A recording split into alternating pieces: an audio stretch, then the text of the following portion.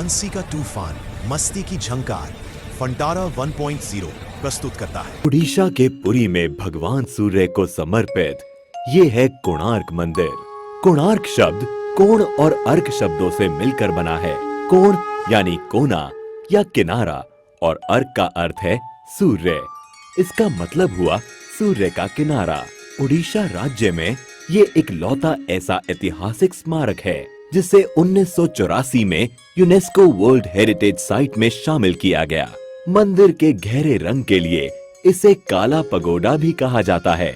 इतिहासकार मानते हैं कि ये मंदिर 750 से भी ज्यादा साल पुराना है, जिसका निर्माण 1250 ईस्वी में गंग वंश के राजा नरसिंह देव प्रथम द्वारा कराया गया था। अबुल फजल ने आईने अकबरी में लिखा है कि राजा नरसिंह देव ने 12 सालों के पूरे राजस्व को मंदिर के निर्माण में ही लगा दिया था। इस मंदिर को पूर्व दिशा की ओर ऐसे बनाया गया है कि सूरज की पहली किरण सीधे मंदिर के प्रवेश पर ही गिरती है। कलिंग शैली में निर्मित इस मंदिर की संरचना रथ के आकार की है। इस रथ में कुल 12 जोड़ी पहिए हैं। एक पहिए का डायामीटर लगभग 3 मीटर का है।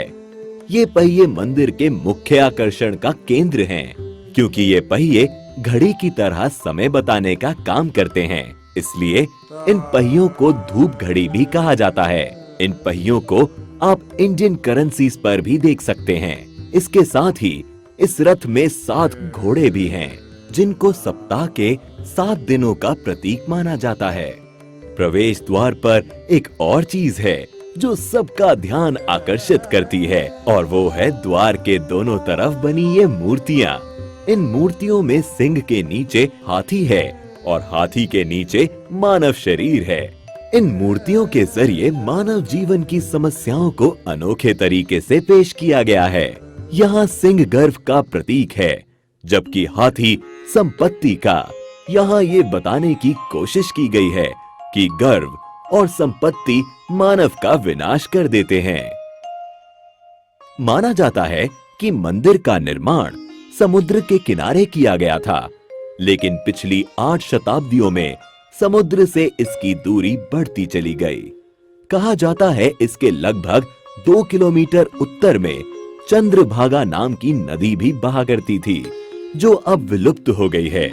नदी के वहां होने को भी प्रमाणित किया जा चुका है। मंदिर से जुड़ी एक किंवदंती है कि इसके निर्माण में 1200 कुशल शिल्पियों ने 12 साल तक लगातार काम किया, लेकिन निर्माण कार्य को पूरा नहीं कर पाए।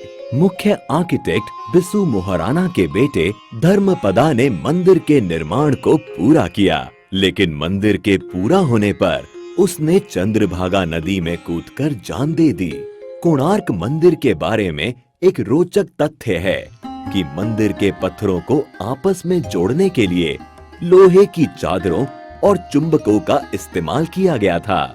साथ ही मुख्य मंदिर की चोटी में 52 टन चुंबकीय लोहे को भी लगाया गया था। इन विविध चुंबकों के अनोखे समायोजन के कारण से ही मंदिर में भगवान सूर्य की मूर्ति हवा में झूलती थी। बताया जाता है कि पुर्तगाली नाविकों ने इस चुंबक को मंदिर से निकाल लिया, क्योंकि इस चुंबक के कारण नौका चालन में कठिनाई होती थी। इस मंदिर के बारे में रविंद्रनाथ टैगोर ने कहा था, Here the language of stone surpasses the language of man। यहाँ आने के बाद ये कथन एकदम सही लगता है।